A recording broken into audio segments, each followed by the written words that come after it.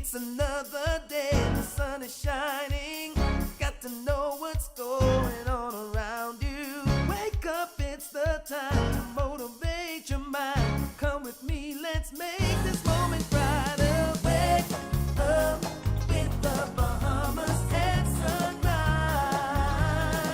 Come on and wake up with the Bahamas at sunrise. Wake up with the Bahamas at sunrise. Wake up with the Bahamas at sunrise. Hey.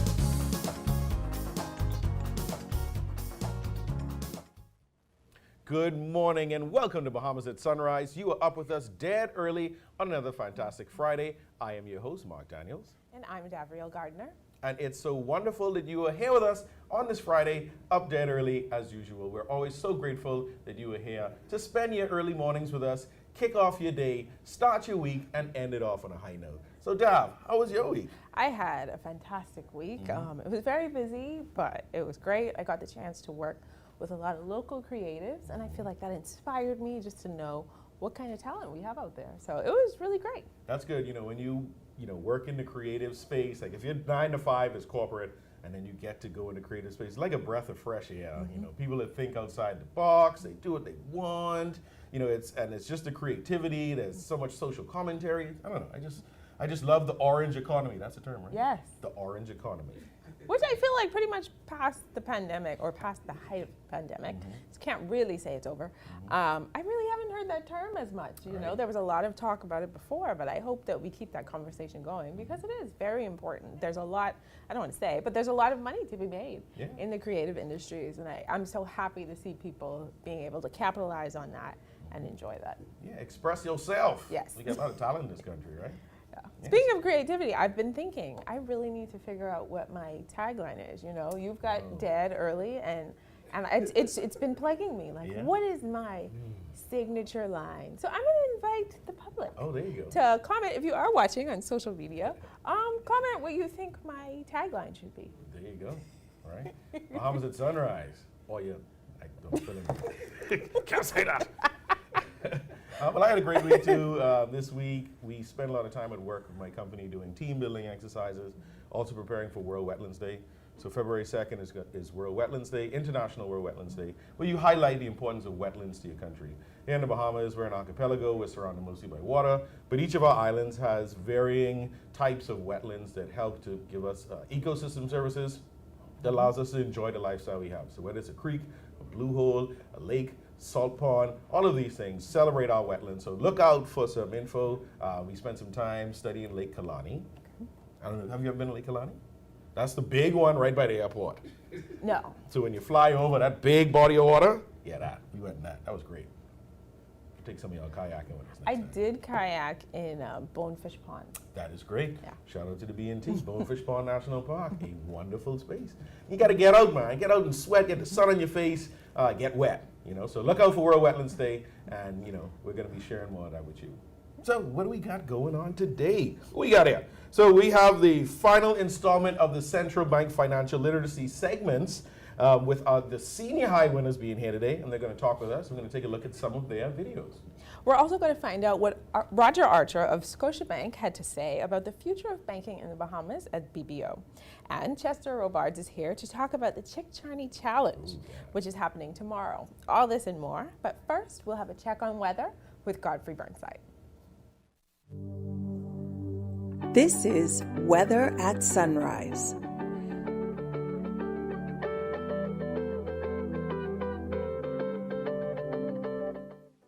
Thank you, Davriel. Good morning, Bahamas. In your first look at the weather at sunrise, we have a cold front just south of New Providence and should become stationary sometime later today across the Exuma Keys. And that's going to produce some cloudy skies and probably some lingering showers. Had a lot of showers yesterday afternoon, some lingering showers as a result of that front system. High pressure will build and start some wind conditions across the island starting tomorrow, late tonight into tomorrow. Today, variable cloudiness with a few showers. Maybe nightly thunderstorm in the synthetic frontal boundary. Your high temperature reaching 78 degrees Fahrenheit. Tonight, We're looking at partly cloudy skies, a bit breezy. On the cool side, a few lingering showers mainly along that frontal boundary. The low temperature going down to 66 degrees Fahrenheit. And there's some regional highs and lows across the Caribbean. Barbados, 84 and 73. In Jamaica, 87 and 74. In Trinidad, 86 and 71. And the Turks and Caicos Islands, 83 and 70. Across North America, Atlanta, 47 and 30. In Boston, 38 and 28. In Miami, 73 and 63. Dallas, Texas, 58 and 42. And Toronto, Canada, 33 and 30. As you go to the weekend, high pressure becomes that dominant weather feature. That frontal boundary still fizzle out by late tomorrow into Sunday. And so we still have some clouds to hang around tomorrow. But by Sunday, we expect to have some partly sunny skies, breezy conditions, a little warmer come Monday into Tuesday, though temperature daytime ahead of that front. Behind that front, will be in the upper 70s to lower 80s at daytime and the mid upper 60s at nighttime. After that front passes, the high bills, we're looking at the lower 80s at daytime and the upper 60s at nighttime.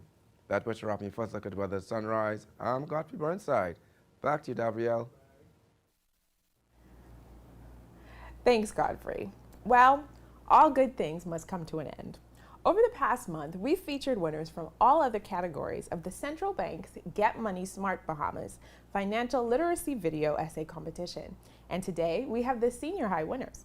They also tackled the theme, Are Foreign Exchange Controls Still Relevant for the Bahamas? Joining us today are Zaria Stapleton, first place winner from St. Augustine's, Ashley Concepcion, semi-finalist from Boost Academy, and Donald Saunders II, semi-finalist from St. John's College. Good morning and welcome to Bahamas at Sunrise. Don't worry, I don't bite. So this is an exciting contest. We've seen so many winners. What made you all decide that you wanted to be a part of this competition? You can go ahead. At first, I wasn't really focusing about that. Like, my teacher told us about that. We have this competition. Like, if you wanna sign up for it, like, you can join. And then I didn't listen to my teacher that time when he was first telling us about it. And then, like, 3 weeks before the deadline, he told us about it again. And then he showed me the poster, and I say, oh, it's kind of like interesting because it's about financial literacy. So I asked my teacher if can I still join. He said, oh yes, sure, you still can join because the deadline is still like 3 weeks before. Then that's it. I decided to join. That's awesome. Donald, what made you decide to join? Well, it's just like her. My mother actually encouraged me to join, and family, friends, they pushed me to actually write the essay. I finished it within like the last week before the deadline. So writing it wasn't easy per se because the topic was more complex for my level, judging the fact that financial literacy is not often a topic taught in school. Mm-hmm. So tackling the research and the video essay was kind of difficult, but in the end, I'm happy that I actually participated. Zaria? So basically, a main reason why I did it again is because I did the first one and I won that one. So I was like, let me just do this again. But originally I wasn't going to do it at all because I had a lot of schoolwork at the time, and I was like, Mommy, I don't want to do this. I really just told her straight up, I don't want to do this. And then like a week before we had to submit it, we ended up just doing it. Well, aren't you glad you did? Yeah. The second time. I guess I want to say second time's a charm, but both times are a charm, but we'll get into that. So did you understand the concept right away? I know, Donald, you were saying it was a little complex. So what did you think when you heard the topic, are foreign exchange controls still relevant?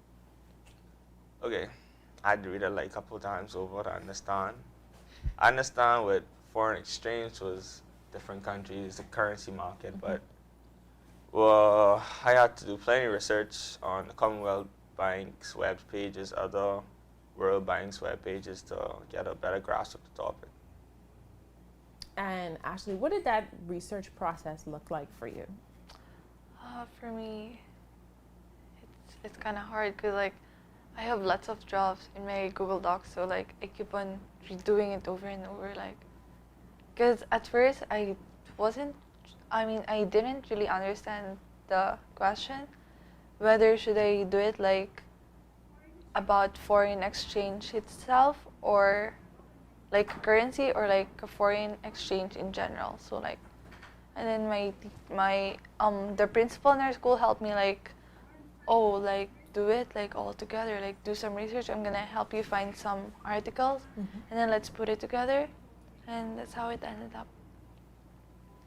So Zaria, what did your research process look like for the video? It was very hard and long because the topic it's vague, so there's a lot of things that you could talk about in the video. Like you could look at it from different standpoints, because the economy is a very big thing, so there's always like 5 different ways to find a solution to something. So I had to find the different ways, then I had to pick which one I wanted to use. But at least it didn't take too long, because I already take economics, so it helped good much. So I know, Donald, you said you weren't familiar. What was that experience like as you got familiar with the subject and were able to present on it? The more I did research, the more confident and comfortable I became writing an essay. It allowed me to actually open up and express my way, way I want the judges to read it and feel the way I felt writing it. Zaria, you won last year, you mentioned, and then you decided to enter again, and you won again. Well, how does that feel? I mean, it feels good to win it twice in a row, but it also makes me feel like I don't want to sound conceited, but it feels like I'm a little too good and I should just, step out, take a break. Leave some room for everybody else. Take a break. That's good. I mean, it's interesting that you knew that you could apply again. Did you call? How did you know that it was okay, even though you had already won the previous year, to enter the competition again? I know that it was okay. I mean, knowing it was okay wasn't even the concern, because my mom was just nagging me every single day. And the thing is, all of my family and friends, because of my mom, know that I write stuff or do videos. So if it isn't her sending me the poster again, it's other family members sending it directly to me or sending it to her to me. So it was like, you know what, I just have to do it at this point. And digging into your video, you did a really creative presentation. I saw the part where you were kind of acting along with yourself. What was the thought process behind that? Basically, I've been told that I have an American accent or something like that. I don't know if that's true. I can't hear it within myself. But when I was younger, I used to speak with a British accent because I grew up on Peppa Pig. Aha! So I was just like, you know what? Make it fun. Just speak in a British accent, which came out very shaky. Okay. But because I was doing it for so long, but it made it funner to do. It did. It made it funner. It made it more fun to watch. Oh. So Ashley, why did you propose that our exchange controls be reevaluated and reviewed by a third party? Because I believe that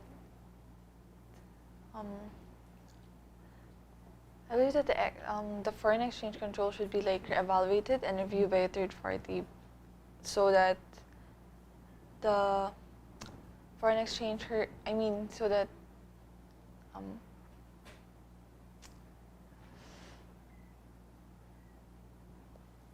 Is it more of an accountability thing? it's kind of more an accountability thing, but so that we can ensure that the the foreign exchange controls here are can view properly, because if you kind of see through about it, foreign exchange would be so broad topic, so it was because the influence, it was ensuring that our foreign exchange control would be so relevant, because the inflow and outflow are still relevant here. No problem. So Donald, in your presentation, you said that we are an import-oriented nation. Why is that something that you thought? Well, to be an import-orientated nation means to have an import rate higher than the export rate. Judging from the fact that the Bahamas import most of its goods like clothes, food, you know, anything basically. That's why I wanted to touch on that, making it more relevant for Bahamians to read and making it more relevant for me to write. So judging for my living, yeah, so I always buy stuff from America. You could buy bulk items from China, so it makes it more relevant, judging that is in the topic. Okay. So I know that Zaria mentioned that she's going to retire and leave room for all of the other young people to participate. But do you two plan on entering the competition again next year? No, because this would be my last year in senior high school. Well, unlike her, I have 2 more years in school, so maybe I'll think about it if they come with a more understandable topic for me. Okay, and finally, I know each of you got some prize money, so what are you doing with your winnings? I give 10% in my school. Wow. Yeah, and then like maybe put it in my bank account so that I have a savings when I go to college. I love that. Yeah, same as she said, probably save it for college. I mean, that's 2 years ago away, but like, you know, we can start now. It's always good to start early. It's financial literacy at its best. Because it's such a big amount, because I have to spread out more, but, you know, savings, giving back, and spending money. Absolutely, that's a good balance. You have to save, you have to share, and you have to have a good time. Thank you all so much for joining us on the show today. And congratulations to each of you. You did a great job, and you were rewarded as you should be. Thank you. Thank you. All right, and thank you for watching Bahamas at Sunrise. We'll be right back. So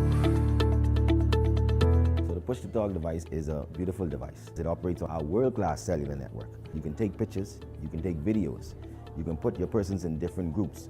If they want the engineering team to have a different communication than the finance team or the security team, you can do that with the push-to-talk device. And that's not something that you can actually do with a regular communications radio device. We have several different types of devices. There's the 380, the 580 plus, and then there's the 590 plus, which is the top of the line device.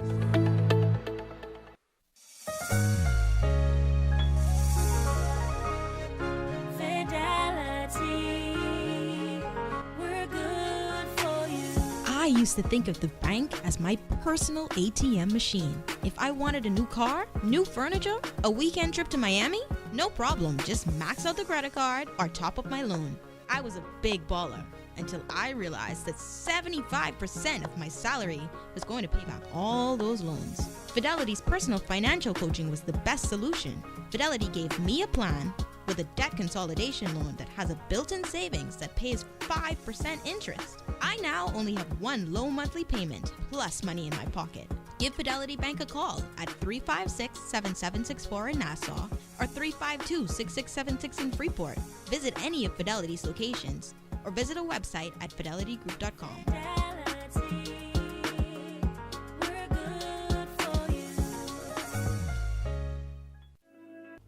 Hi, I'm Ria Christina, and I'm super excited to be the new host of You and Your Money, a local international bank that has actually been closing some of their branches. It actually gives me an opportunity to share my views, my take on the financial matters. Even when we think about what's happening globally, we still have a lot of work to do in terms of having to educate business owners as to the importance, the economic impact, and how it is that we can look at improving the Bahamian economy. $1 billion.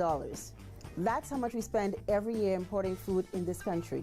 It also gives me an opportunity to have conversations, and that's meaningful conversations with thought leaders within our community, even having to see how it is that we can work together or even the opportunities that may exist for many Bahamians. So I'm excited to be here and looking forward to the great conversations that's to come.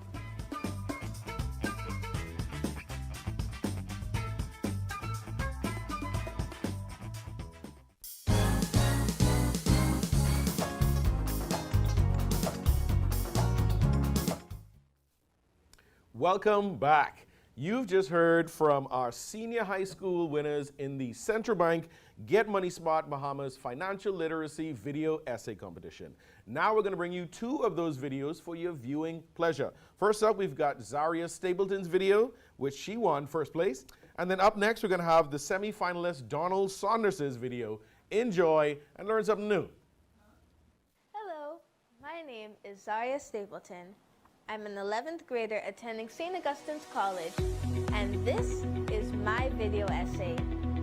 Are foreign exchange controls still relevant to the Bahamas? Sit back and enjoy as we explore this topic.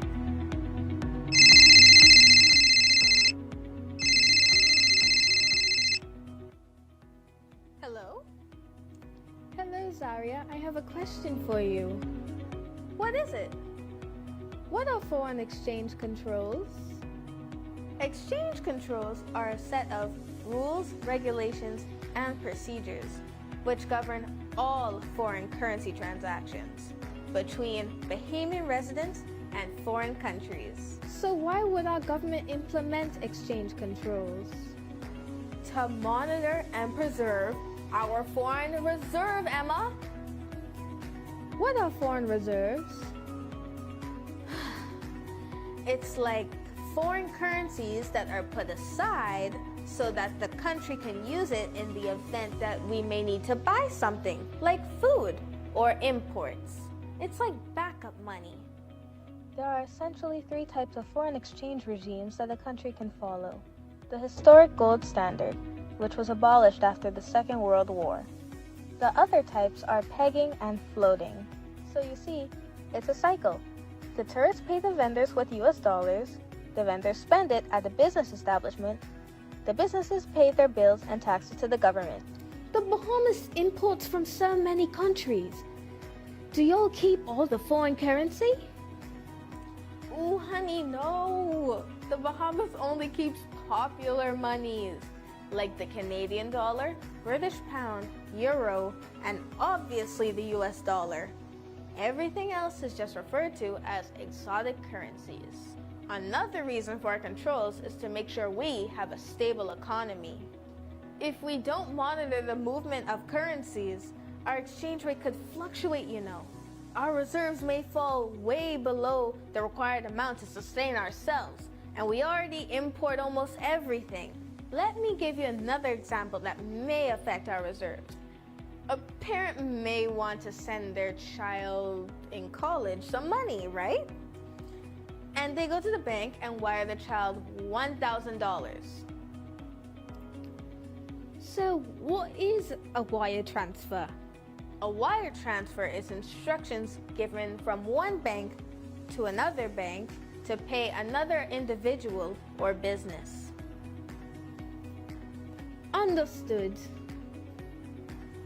Going back to the wire transfer, the bank pays the $1,000 to the child. So how does the bank get their money back? Well, actually, it's through a settlement agreement with the corresponding bank. Many may not know that local banks or authorized dealers have U.S. accounts with various corresponding banks in the United States. For example, Scotia, Royal Bank, or Fidelity Banks would have an account with a Bank of America or Wells Fargo. When we go on vacation, purchase items on Amazon, or even wire money, the bill is paid from those accounts. So if we are spending too much money and depleting the reserves, the central bank has to put certain measures in place to help us replenish it. Now, tourism is the #1 industry in the Bahamas, and this brings in a lot of US dollars into our economy. And during COVID, when all of our borders were closed and we had no tourists coming into the country, US dollars were very scarce. So, do you think foreign exchange controls are still relevant in the Bahamas? Well, as long as our dollar is pegged to the US dollar, it is very much relevant. In the Bahamas, we use the US dollar and the Bahamian dollar interchangeably. Aha, I see. So in turn, we have to be mindful of what our spending can do to our economy. An unstable Bahamian economy means an unstable Bahamian dollar, which will affect our comfortable way of living.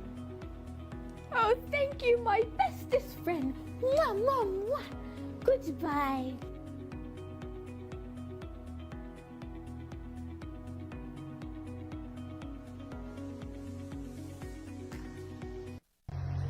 Are foreign exchange controls still relevant in the Bahamas?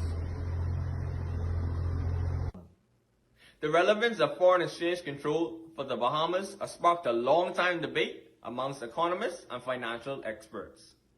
According to the Oxford Dictionary, exchange control is defined as a governmental restriction on the movement of currencies between countries.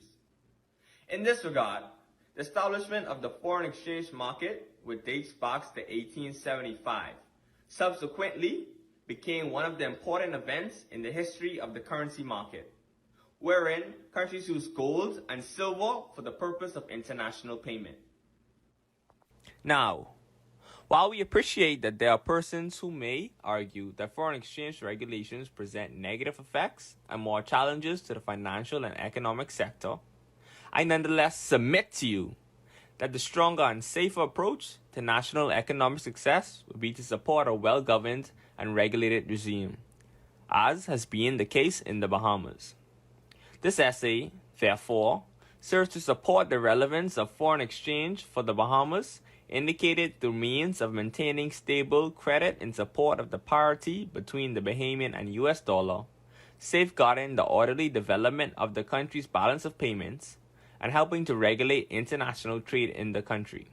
One cannot begin to discuss the importance of foreign exchange in the Bahamas without highlighting the significant role of the Central Bank of the Bahamas, which was established by statute in 1974, with the key responsibility of regulating and supervising the Bahamas' banking sector, and, of importance to this presentation, ensuring orderly condition in this foreign exchange market, and hence, regulating foreign exchange control. Firstly, foreign exchange controls maintain stable credit in support of the parity between the Bahamian and US dollar. These controls ensure adequate foreign exchange to support the country's fixed rate parity as a result of our currency being pegged to that of the US. Therefore, the Bahamian dollar remaining equal to the US dollar guarantees seamless transactions for investors and tourists when purchasing goods or services while in the Bahamas, without the added requirement of currency exchange. Imagine how easy it must feel for an American tourist disembarking our cruise ship on Bay Street with their local currency in hand, because the US dollar is a popular hard currency traded globally. The ability to purchase goods such as Bahamian art or jewelry advertised at the same face value of their currency. Secondly, foreign exchange controls safeguard the orderly development of the country's balance of payment. According to the Reserve Bank of Australia's website, the balance of payment summarizes the economic transactions of an economy with the rest of the world. They note that these transactions include exports and imports of goods, services, and financial assets, along with the transfer payments, like foreign aid. So, if a country is spending more money on imports than exports, they are getting into debt with the rest of the world and will need to decrease their imports to correct the situation. As for the Bahamas, statistics by the World Trade Organization and the World Bank in 2020 shows imports of goods totaled $1.9 billion US dollars, while exports equaled $354 million US dollars, resulting in a negative balance of $1.8 billion US dollars. And so, these findings illustrate how the foreign exchange controls would be relevant in decreasing import prices to balance the country's payments. Thirdly, foreign exchange controls are a significant part of the regulation of the international trade in the Bahamas. It should be noted that the Bahamas is an import-oriented nation, with the United States correctly being reported as the main trade partner of the Bahamas, with over 85% imports coming from the United States. Trade in US dollars reduces the cost of commodities or services entering the country. Regulations are put in place to help support and protect our new and local industries operating on a small scale, which compete with large-scale foreign exports. Therefore, the foreign exchange controls become relevant in actively supporting our local entrepreneurs. Foreign import, Bahamian export. Boy, what you doing, my Bahamian law? And so, for all of the reasons stated, parity of the Bahamian and US dollar, the safeguard of the balance of payments, a significant role to the Bahamian international trade, we should support foreign exchange controls in the Bahamas. I am Donald Saunders, a 10th grade student of St. John's College, the distinguished school of choice.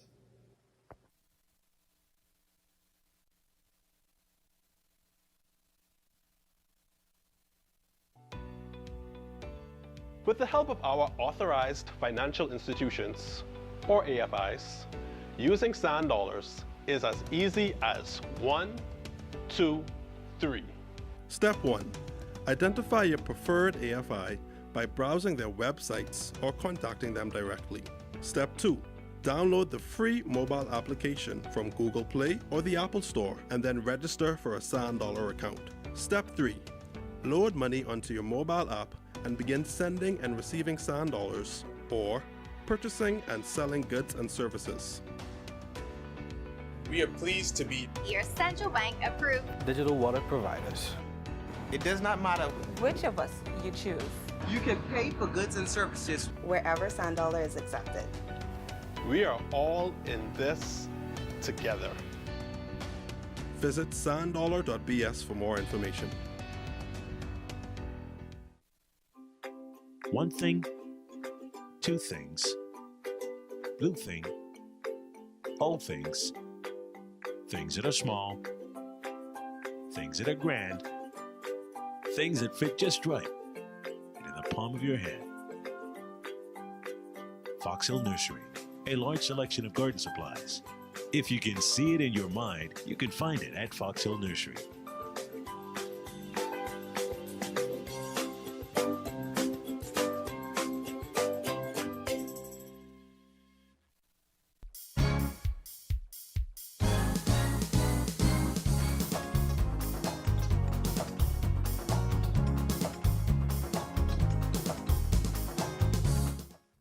And welcome back to the show. We are here at the mid-show here on Bahamas at Sunrise. We're up dead early. Just thank you so much for being up with us. We always enjoy your company. My name is Mark Daniels. And I'm Davriel Gardner. Happy Friday. Happy Friday. Oh, yes, Friday.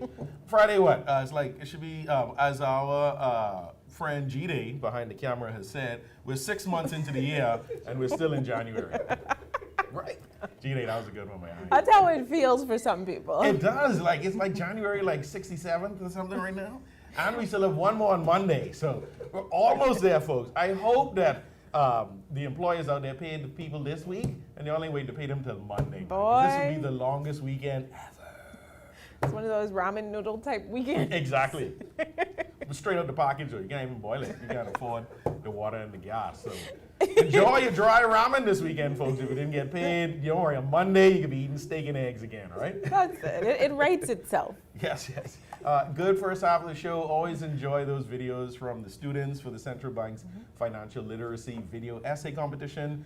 You know, I don't think I could have done that when I was in high school. It's like the production on some of those videos are like top notch. It's been interesting to see at every level. We had primary school, junior high, high school, college, and each of them had a different flair to bring to the table. And it was so interesting to see how, you know, students at every level were able to conceptualize these high level concepts, you know. So, and you know, you've heard it said over and over in different spaces, we need to teach financial literacy in the schools at a young age to instill great habits into our young people, and I think Central Bank is doing a wonderful job with this competition, and they should keep it up, and we look forward to many more years and many more winners, right? Oh yeah, I was very impressed. Each group I asked what they plan on doing with the money, and all of them are much more responsible than I was when I was their age. Nobody was like, I'm going to Disney World. Yeah. Everyone wanted to save. I think one of the students in junior high told me she was investing. I meant to get in touch with her to see how she was investing.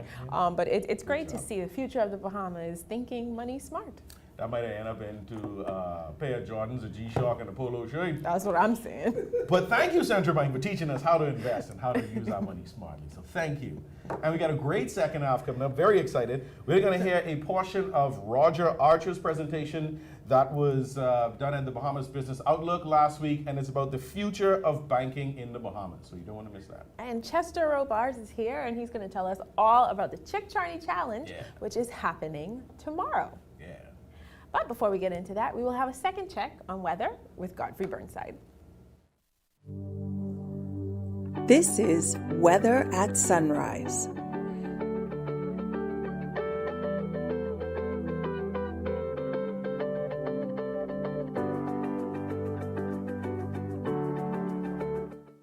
Thank you, Gabrielle. Good morning, Bahamas. In your second look at weather at sunrise, we have that cold front just to the south of New Providence. She continues southeastwards and stall, become stationary just across the Exumas later today. Should fizzle out by tomorrow. High pressure builds, so those winds will start picking up late this evening into tomorrow and through the weekend with some hazardous marine conditions. So you boaters, small craft operators stay near port over the next several days.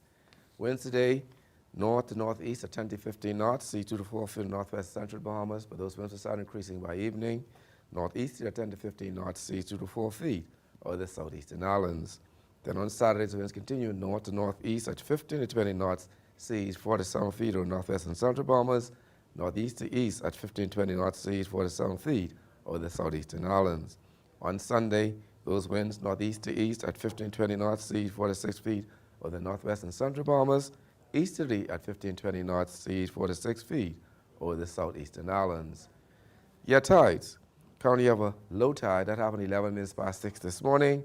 Next high tide be at 11 minutes past midday. Low gain this evening at 6:32. Sunset 5:50 this evening. Rising was 6:53. UV index 7. Your water temperature 71 degrees Fahrenheit. And your moon phase. We're now moving towards the first quarter.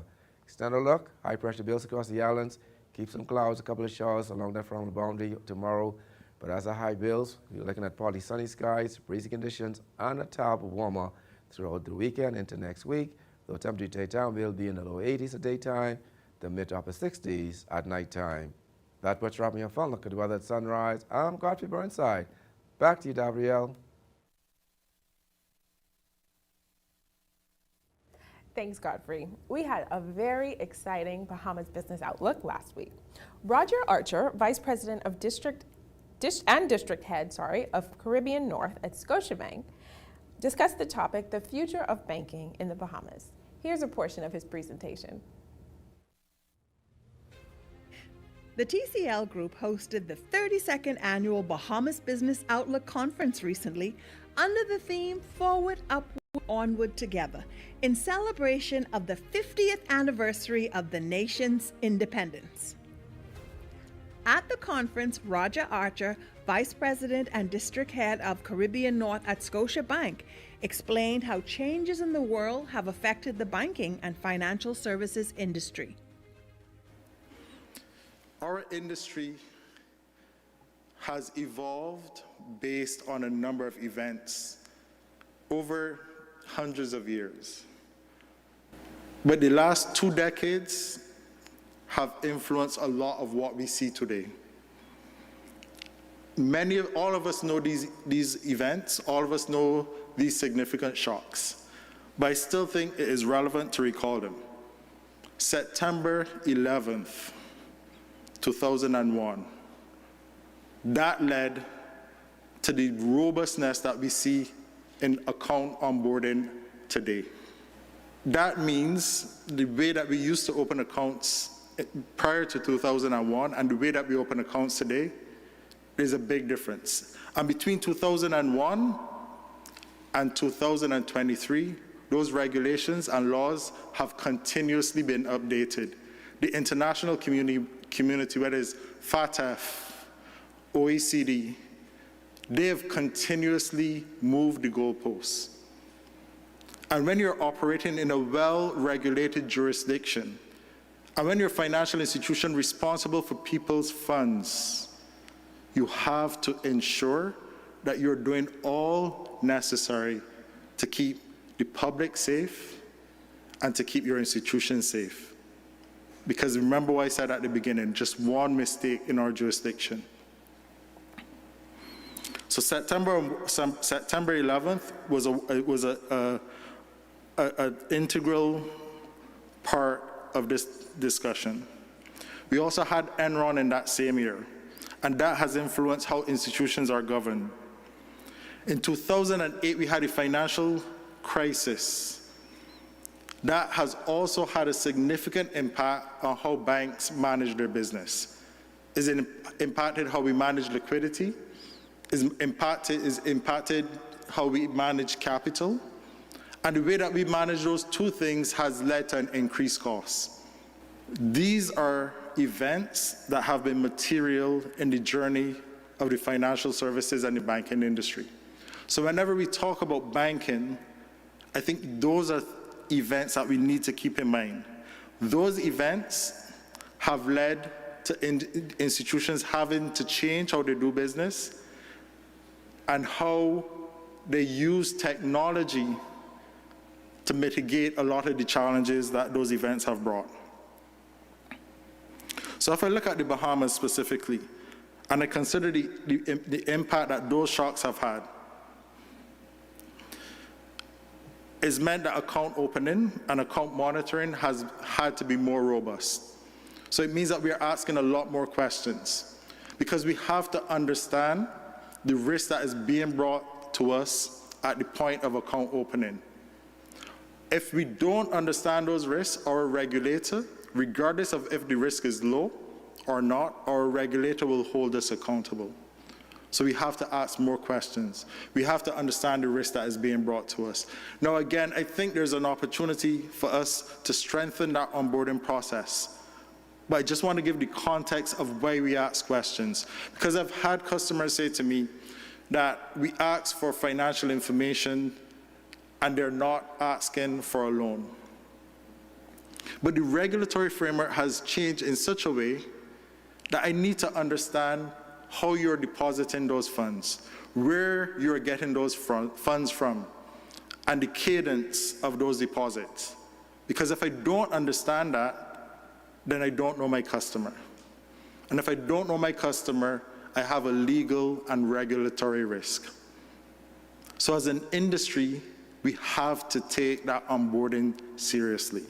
And when transactions occur, and they're inconsistent with what we were told at the beginning, we have an obligation to ask questions.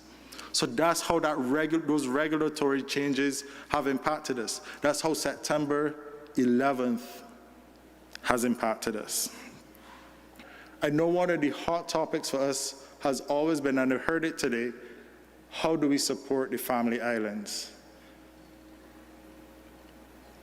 So I want to share with you today that at Scotiabank, we have been looking at this for the last 3 to 4 years. Only last week, we invited a partner to the Bahamas, a fintech company. So that's a financial technology company who is going to partner with a local fintech company if this venture is to be successful.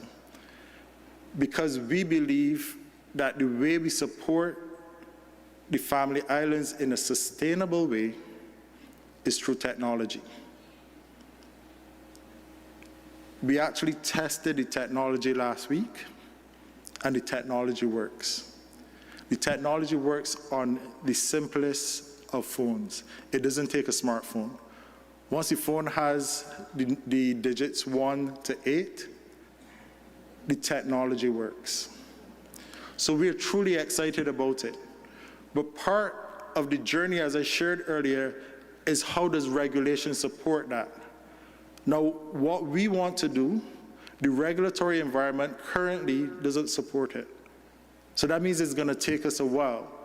We are hopeful we can pilot that this year, but it's going to take us a while to pilot it. When we started this discussion around financial inclusion, because we understand the importance of financial inclusion in the Bahamas, and when we started this discussion as a leadership team, we had immediate solutions that we could deploy but it would be limited to 1 or 2 islands. And my team said to me, Roger, you cannot solve for 1 or 2 islands. You have to solve for all of the islands within the Bahamas. And that's the technology that we're currently looking at. The technology that we're looking at, if we are successful in partnering with these 2 entities, will allow us to serve the entire archipelago. And it's something that we're excited about, but we know it's not easy, and we know it's going to be very challenging, not on the technology piece, because we know the technology works. It's the governance framework, because we're dealing with people's money. So we need to make sure that the governance framework is robust. And we need to ensure that our regulator is confident that what we are doing is safe. And I think one of the things I heard is that there are redundancies built in as well. So it's not an easy journey. But we recognize, and we've been listening to the public, we've been listening to our customers, and we recognize that this is important. So we have started that journey. I'm very excited, but I'm also cautiously optimistic, because the reality is we've been on this journey for a while, and we've had a lot of challenges. But the reality is there are solutions there. I'm very positive about the future of financial services within the Bahamas. This is the bedrock of the economy. This is what gets the economy to grow. As an industry, we know that we are critical to the growth of the economy.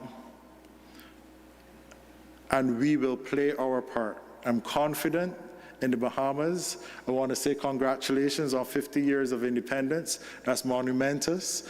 And when you think about where you are today, where the Bahamas is today, I think we have a lot to be proud of. Thank you so much. For Bahamas at Sunrise, this is Suzette Parker.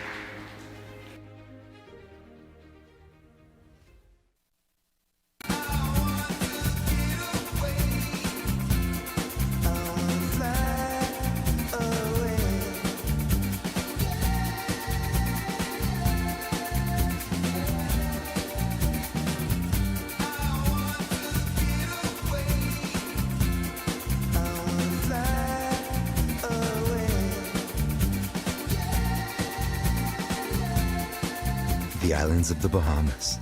Fly away. What do you want from a cloud solution? You want flexibility and edge? You want to modernize applications with the ability to deliver new ones with lightning speed. You want an infrastructure that's automated, secure, cost-effective, and scalable. You want to give the end user the freedom they want with the control you need. You can't get all that from just any cloud. You need something better. You need Bahamas Cloud. Contact the experts today at 601-8911 in Nassau or 602-8811 in the Family Islands.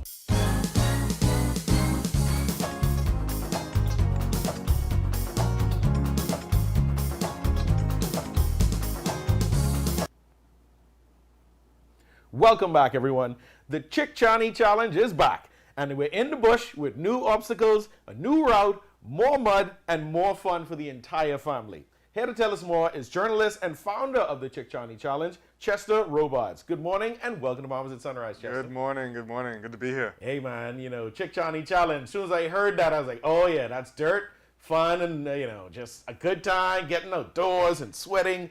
Give us the history behind this race. So actually, this is the 10th year since I did my first obstacle course run, which is a Tough Mudder in Miami. And, you know, I came back home and I was like, oh, man, you know, I wish we could do this more often. You know, who wants to travel to Miami, spend all the money all the time, right? And those races aren't cheap. Right. So I said, you know what, let me start one here. And we started in 2015. And we've been going ever since in Clifton Heritage Park mostly, which is a beautiful place to do an obstacle course run. Our last race was 2019. We did something called City Run, and we did it right here downtown. I think I remember that one, right? Yeah. So what's the general, I guess, theme of the race? If someone's not familiar with what actually happens in the obstacle course, give us a little rundown. So obstacle course racing, typically I'll tell you what usually includes rope climb, A wall climb, a crawl, definitely. There's some weights that you have to lift and maneuver around the course. That could be carrying a sandbag uphill, downhill, around the hill. You know, there's usually some component of getting wet. Not really a swim typically, but maybe a wade. And one of my favorite things, the Tyrolean Traverse, which is pulling yourself across a rope. Oh, that one. Yeah. Yeah, I've only seen that in movies. Don't think I'll ever be able to do that, right? What is the elite versus the non-elite staggered start? Right. So in Spartan Race, which is probably the most popular obstacle course racing company in the world right now, they have an elite start. So the elite start really is just for the people who are really competitive, want to go through the course. Now, you have some course tourists, right? People who want to do an obstacle course race, but they're not really competitive. They're going to walk through some areas. They're going to take their time through obstacles, which is fine. Sounds like me. Right. But you don't want the elite guys who really trying to, do the time that they want to do and the speed they want to do running into the tourists. Yes, exactly. So you got to give them their room, allow them to get out ahead, and then stagger it. So how will the route differ this year? So we're starting at a different place. We used to start at the entrance to the park and then run a route through the park. Now we're starting on the beach inside the park. They call it Johnstone Beach, which is a different field, a new field. And so that's going to be exciting. That's awesome. And then the route is almost in reverse through the park than we did in the past. So that way we change up the field, because there are some people who've done the obstacle course before, and we don't want them to get bored. Exactly. Yeah. I was going to ask, who typically participates in this event, or who should participate in this type of event? So you see a lot of gym buffs come in. We do have a few gyms represented already who are coming with teams, and so typically those people. Then there's the people who are just continuing to be kids at heart, like me. I'm not the gym guy, but I'm the guy who climbed trees, who would dig tunnels when I was young, who would make little obstacles inside the house because it was just a good time, right? And I said, this is the adult version. Yeah, exactly. And it's just fun. This sounds like my house currently with my children, because when I walk in at the end of the day, they've set up a whole obstacle course and they're jumping from one couch to the next, crawling under the table, climbing over the counter. It's just a madhouse. So is there a children's version of this? So we do have kids who've done it, and we take kids up to 7 years old. We are working on a kids version because Spartan Race is actually coming here this year to do their kids final event. With Atlantis. They partner with Atlantis. So it's serious business actually, because there's a global obstacle course racing body, and they are working to get into the Olympics. What kind of preparation does someone need to put in if they want to just survive the race from start to finish? What do you think? What's your take on that? Well, if you want to do very well, you want to get in some running, just to increase your cardio. You want to be able to climb the rope. So any exercise where you're kind of like pulling yourself up, letting yourself down, pulling yourself up, letting yourself down, just to get your muscles used to that movement. Learn the foot technique though, because that's the most important part of rope climbing. Like clutching your foot around. It's called the J-hook. The J-hook. Right. So you're not squeezing the rope with your legs or your feet. You're actually using your feet to wrap the rope around your foot, and you're standing in that. See, and that's a wonderful skill to have in case you need to scale a wall and escape from somewhere. Right? Absolutely, absolutely. Tell us about the previous year's events. How did they go? What was the participation level like? Yeah, so we typically did around 100 people, and it's been great. I mean, people love the course. People have been loving the dirt. People love the camaraderie with the teams. We always push teams. It's always more fun to do an obstacle course race with a team. And then when you reach the 9-foot wall, which we have, you're gonna need that teammate's back to stand on. So that's really important. That's awesome, man. Seems like a great team building exercise. So I can probably see that there's probably some corporate groups that probably come out, groups of friends, like you said, gym buddies. Yeah. But I can imagine it's at the end of that, there's probably a real sense of accomplishment and camaraderie that you've overcome this challenge as a group. And so I don't know if you advertise to the corporate groups, but I would say next time around, come out and put Braun on blast. Come to Braun and we can put a team in. Yeah, no, they've done the Braun. Well, they weren't Braun then; they were CSS, but they did our obstacle relay. So we have a relay, a 400-meter course relay. We do that later in the year, and that's always a good time because it's a shorter course. It's quick. Yeah. Who are the Chickcharney Children, and what else do you do? So the Chickcharney Children were just a group of friends who came together to start this obstacle course racing thing here. So we're trying to expand the events from the Chickcharney Challenge. We went into the Chickcharney Relays, and again, I just mentioned that 400-meter course with obstacles. And then we went into the Zombie Run, which is our Halloween event, which is basically a capture the flag kind of event. So you're running through obstacles with zombies on the course trying to capture your flag, and the person who keeps their flags at the end of the race, they get a little prize, right? That sounds fun. And then we're working on Chickcharney Ninja Challenge. We haven't been able to get that off the ground yet, but we're almost there. And so if you think American Ninja Warrior, you're right on point with what we're trying to do. And my son will love that because, once again, I had to buy him a Ninja Warrior set and put it outside. Oh, nice. So he has all the attachments, and he's swinging and dangling and flipping and climbing. Right. So, let me know once you get that one up and running. Because they told me when he grows up, he wants to be a ninja. Well, again, this is serious business. The Obstacle Course Racing Federation, the global body, is bringing it to the Olympics eventually. Wow. They're very close to getting it sanctioned with the Olympic Committee. That's exciting. And I've heard talk of parkour and just overall in the Bahamas exposing our youth to more of this kind of obstacle course type sports. And so I'd be happy to see you pull out a parkour event or maybe a space for parkour somewhere, right? We also do rock climbing there you go. At Clifton Heritage Park. So it's top roping, not what you see cliffhanger on cliffhanger, because we don't have that kind of cliff, right? But we do rock climbing, and rock climbing was actually a sport that was just introduced to the last Olympics. Wow. So we want to take Bahamians into new sports, things that more things we can compete in, and win at, because we good. Absolutely. Once we get in it, we figure it out. We know how to jump wall. There you go. We know how to scale fence. We good. We got it. Can people still register, and what is the cost? Yeah, people can still register. It's $70 per person. If you're in a team of 4 or more, it's $65, and kids at 45, 17 and under. Great. So as we wrap up, tell us why the name Chickcharney. So we started the run in the bush, and that's where we find the Chickcharney. Perfect. We wanted to keep it Bahamian. Exactly, right? Yeah. Say no more. Hey, Chester Robards, thanks for coming on this morning. Chickcharney Challenge happening tomorrow morning at Clifton Heritage Park. Start time, what time? The first start is 6:30 a.m. and then staggered starts after that. There you go. So if you want to challenge yourself, people, get out there to Clifton Heritage Park. Bring your money, bring your team, and bring some guts, because it's going to be tough. Thanks again, Chester, for coming on Bahamas at Sunrise. Thank you, Mark. I wish you all success tomorrow. Thank you. You're watching Bahamas at Sunrise. We'll be right back.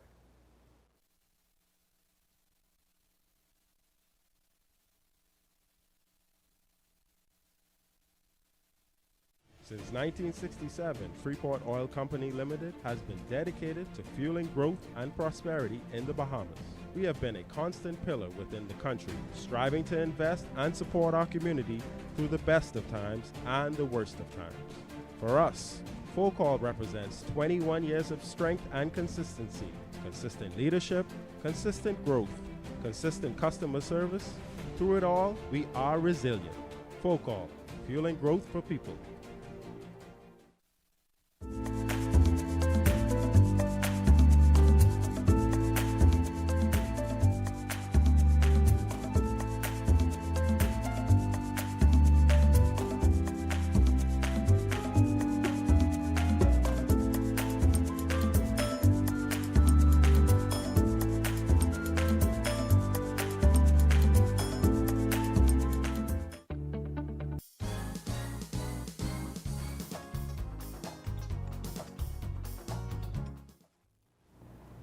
Welcome back to the show, and thank you for sticking with us.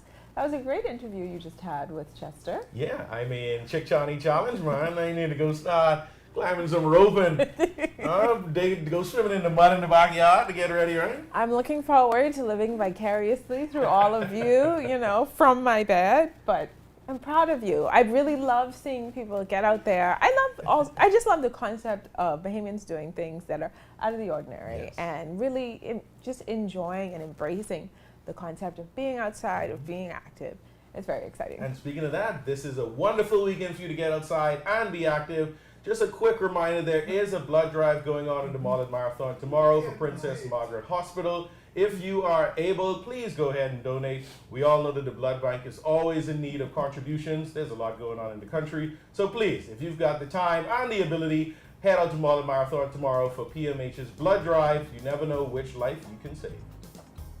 Giving blood, and I'll make my own PSA. I have given blood a few times. It's really not as scary as you think it is, and you are actually giving the gift of life to somebody else. You're saving a family member, a father, a mother, a daughter, sister, brother, so really consider it. So don't go drinking tonight. Go get blood tomorrow. See y'all on Monday, and enjoy your weekend.